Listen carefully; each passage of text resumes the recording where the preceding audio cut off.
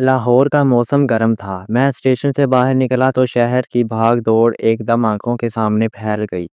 हाथ में एक बैग था। दिल में उम्मीद थी कि अब जहां पढ़ाई और नौकरी दोनों के लिए कुछ कर सकूंगा। 2 दिन की तलाश के बाद मुझे एक छोटा सा घर पसंद आया। घर की दीवारें पुरानी मगर साफ सुथरी थीं। दरवाज़ा खटखटाया तो एक औरत ने दरवाज़ा खोला। हल्की गंदमी रंगत, बाल सलीके से बंधे हुए, आंखों में नरमी थी। जी, किससे मिलना है? इसने धीमे लहजे में पूछा। मैंने अखबार में आपका किराए का कमरा देखा था, वही लेने आया हूँ।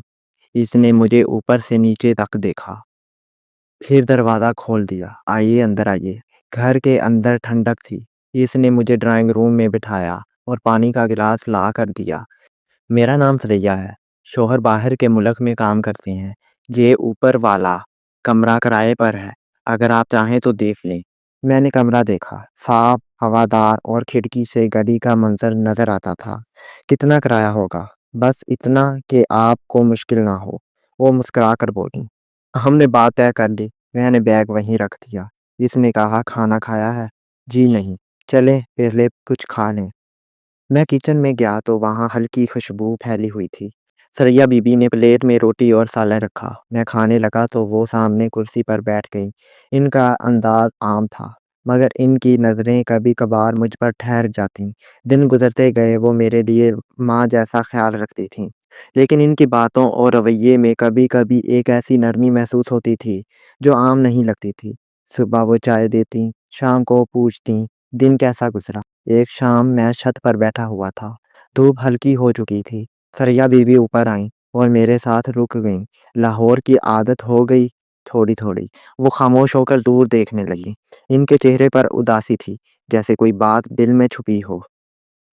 नासिर साल में एक बार आते हैं, उन्होंने मध्यम आवाज में कहा। ज्यादा वक्त अकेला ही गुजर जाता है। मैंने कुछ नहीं कहा, बस हवा में चलती ठंडी लहर महसूस करता रहा। इस दिन के बाद वो ज्यादा बात करने लगी, कभी चाय के साथ गपशप, कभी खाने के दौरान छोटी छोटी बातें। इनका लहजा नरम था और इनकी मौजूदगी में घर का सुकून अलग ही महसूस होता था। मुझे अंदाजा नहीं था कि आने वाले दिनों में ये नरमी किस तरह बदलने वाली है। उस दिन शाम से ही आसमान पर बादल गहरे हो गए थे। हवा में नमी थी और कमरे की खिड़की से बारिश की खुशबू आने लगी थी। मैं नीचे बैठा किताब पढ़ रहा था जब जोर से बादल गरजा और बारिश शुरू हो गई। सरिया बीबी किचन में थी। उन्होंने आवाज दी, अफनान, जरा खिड़कियां बंद कर दो, ठंडी हवा आ रही है। मैं खिड़कियां बंद करने ऊपर गया तो बारिश की टिप टिप और हवा की ठंडक ने दिल हल्का सा खुश कर दिया। खिड़की बंद करते वक्त देखा कि बाहर गली में पानी तेजी से बह रहा था। रात का खाना हमने साथ खाया। बारिश थमने का नाम नहीं ले रही थी। लाइट एकदम चली गई और पूरा घर अंधेरे में डूब गया। सरैया बीबी ने एक छोटा लैंप जला दिया। कमरे में सुनहरी मध्यम रोशनी फैल गई। बाहर कितना पानी भर गया है, उन्होंने खिड़की से झांकते हुए कहा। लगता है रात भर बारिश रहेगी। मैंने हल्की मुस्कुराहट के साथ कहा, हाँ, मौसम अच्छा है, मगर लाइट के बगैर बोरियत हो रही है। उन्होंने लैंप टेबल पर रखा और मेरे करीब आकर बैठ गईं। इनका दुपट्टा हल्का सा खिसक गया। इनके कंधे पर आ गिरा। बारिश में दिल अजीब सा हो जाता है, उन्होंने आहिस्ता से कहा। ऐसा लगता है कोई अपने करीब चाहिए। मैंने इनकी तरफ देखा। वो नजरें झुकाए बैठी थी, मगर हाथ हल्के से मेरे हाथ से टकराया। वो हाथ पीछे नहीं हटाया, बल्कि आराम से रखा। वक़्त धीरे-धीरे आगे बढ़ रहा था। उन्होंने अपना हाथ आहिस्ता से मेरे हाथ पर रखा। उनका लम्स गर्म था और मैंने महसूस किया कि ये लम्स आम नहीं है। सर्दी लग रही है? उन्होंने पूछा। थोड़ी-सी। तो जहाँ बैठ जाओ करीब, वरना ठंड हो जाएगी। मैं इनके करीब हो गया। इनका जिस्म मेरे बाजू से लगा तो एक लहर सी दिल तक उतर गई। वो खामोश थी, मगर इनकी सांसें तेज हो रही थीं। हम बस यूं ही बैठे रहे, बारिश सुनते और एक दूसरे की गर्मी महसूस करते हुए। ये पहली रात थी जब मैंने इनकी गुर्बत को इतना करीब से महसूस किया। कुछ नहीं कहा गया, मगर सब कुछ बदल गया था। बारिश की रात के बाद हमारे बीच सब कुछ बदल गया। अब सुबह नाश्ते पर बातों में हल्की मुस्कुराहटें और नज़रें रुकने लगीं। कभी वो मेरी प्लेट में खाने का निवाला रख देती, کبھی چائے کا کپ دیتے انگلیاں میرے ہاتھ سے ٹکرا جاتی۔ ایک دن دوپہر میں کمرے میں پڑھ رہا تھا کہ دروازے پر ہلکی سی دستک ہوئی۔ آؤ، میں نے کہا۔ سریا بی بی اندر آئیں۔ ہاتھ میں ٹھنڈے شربت کا گلاس تھا۔ پڑھائی کر رہے ہو؟ جی۔ انہوں نے گلاس میز پر رکھا اور کمرے میں نظریں دوڑائیں۔ یہ کمرہ تو بہت سننا ہے، وہ بولیں۔ میں ہلکا سا ہنسا۔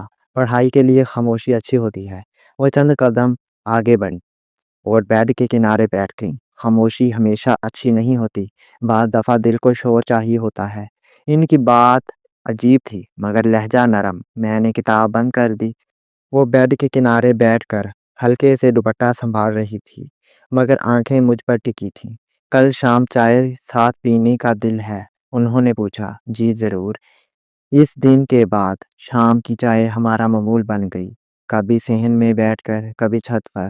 دھیرے دھیرے ہم زیادہ قریب ہونے لگے۔ ایک شام وہ میرے ساتھ چھت پر آئیں تو ہوا تیز تھی، دوپٹہ بار بار اڑ رہا تھا۔ میں نے دوپٹہ تھام کر ان کے کندھے پر رکھ دیا۔ شکریہ، وہ مسکرائیں۔ تم خیال رکھتے ہو میرا۔ ان کے لہجے میں وہی نرمی تھی جو بارش کی رات محسوس ہوئی تھی۔ چند دن بعد ناصر بھائی کا فون آیا۔ سریا بی بی نے بات کرتے وقت ہلکی سی خوشی ظاہر کی مگر فون رکھتے ہی ان کی آنکھوں میں ایک خلا نظر آیا۔ میں نے پوچھا، سب ٹھیک ہے؟ انہوں نے سر ہلایا۔ وہ 2 مہینے بعد آئیں گے۔ لمبا وقت ہے، شاید اسی خلا نے ہمیں اور قریب کر دیا۔ اب وہ دن میں بھی میرے کمرے میں آ جاتی، کبھی کھانے کا بہانہ، کبھی کسی چیز کی ضرورت۔ بیٹھ کر بات کرتے، کبھی ہنستے، کبھی خاموش ہو جاتے۔ ایک دن دوپہر میں وہ آئیں، کمرے کا دروازہ بند کیا اور کہنے لگی، آج نیچے سب سو رہے ہیں، ہم آرام سے بیٹھ سکتے ہیں۔ میں سمجھ گیا کہ یہ صرف بیٹھنے کا معاملہ نہیں تھا۔ وہ میرے قریب بیٹھے، اتنا قریب کہ ان کے بال میرے کندھے کو چھونے لگے۔ میں نے پہلی بار ان کا ہاتھ تھام لیا۔ انہوں نے ہاتھ نہیں چھڑایا بلکہ مضبوطی سے پکڑ لیا۔ یہ پہلا دن تھا جب ہم دن کی روشنی میں بھی ایک دوسرے کی قربت میں بیٹھے رہے اور یہ راز ہمارے بیچ گہرا ہو گیا۔ اس دن شام کی چائے پر سریا بی بی کچھ خاموش تھیں۔ میں نے نوٹ کیا کہ وہ چائے میں چمچ گھما رہی تھیں مگر ایک گھونٹ بھی نہیں لیا۔ کیا ہوا؟ طبیعت ٹھیک نہیں؟ میں نے پوچھا۔ انہوں نے ایک لمحے کو میری طرف دیکھا پھر نظریں جھکا لیں۔ ناصر کا فون آیا تھا۔ اچھا، کب آ رہے ہیں؟ 2 ہفتے بعد۔ یہ سنتے ہی جیسے وقت رک سا گیا۔ مجھے سمجھ نہیں آیا کہ خوش ہوں یا پریشان۔ ہماری خاموش ملاقاتوں کے دن گنے جا چکے تھے۔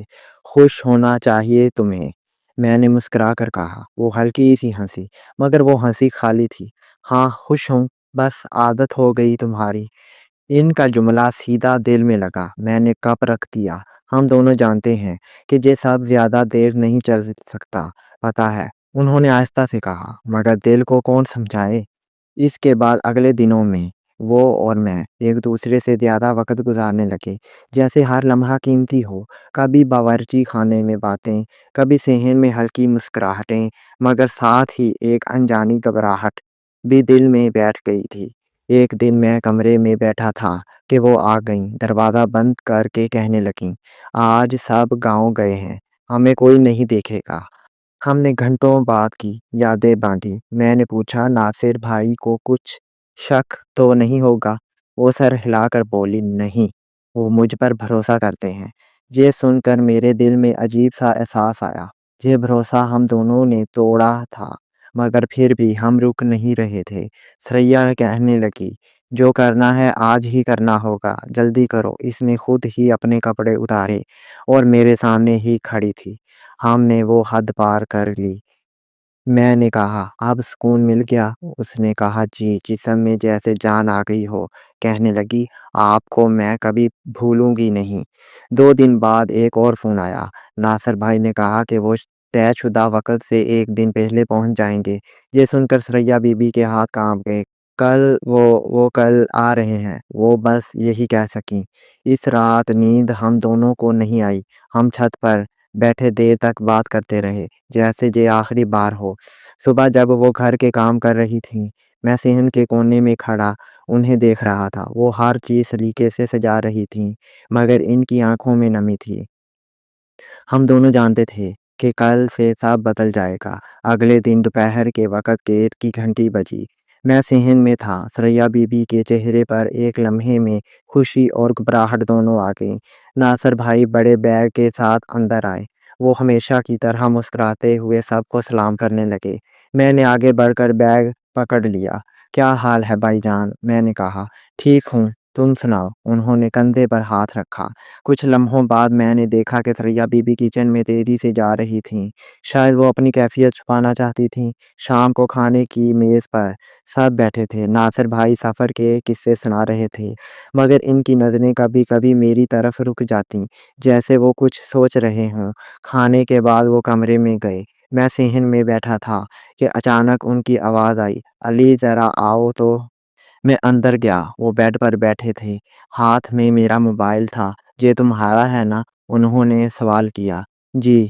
میرا گلا خشک ہو گیا۔ انہوں نے اسکرین پر ایک تصویر دکھائی۔ وہ تصویر پچھلے ہفتے کی تھی، جب میں اور ثریا بی بی صحن میں کافی قریب کھڑے بات کر رہے تھے۔ تصویر دھندلی تھی، مگر اشارہ واضح تھا۔ یہ کس نے لی؟ مجھے نہیں پتا، میں نے جلدی سے کہا۔ ناصر بھائی خاموش رہے، پھر دھیرے سے بولے، مجھے امید ہے تم میرا مان نہیں توڑو گے۔ ثریا میری عزت ہے، سمجھ گئے؟ میں نے ہاں میں سر ہلا دیا، مگر دل کی دھڑکن تیز تھی۔ اس رات ناصر بھائی اور ثریا بی بی کے کمرے کی روشنی کافی دیر تک جلتی رہی۔ میں صحن میں بیٹھا سب سوچ رہا تھا۔ اگلے دن انہوں نے مجھ سے زیادہ بات نہیں کی۔ ثریا بی بی بھی خاموش رہیں، جیسے ایک دیوار ہمارے درمیان آ گئی ہو۔ کچھ دن بعد میں نے اپنا سامان باندھ لیا۔ جاتے وقت ثریا بی بی دروازے تک آئیں۔ خیال رکھنا، بس اتنا کہا۔ میں باہر نکل آیا۔ دل میں عجیب سی خالی جگہ رہ گئی۔ ہم دونوں جانتے تھے کہ یہ کہانی کبھی مکمل نہیں ہو سکتی تھی۔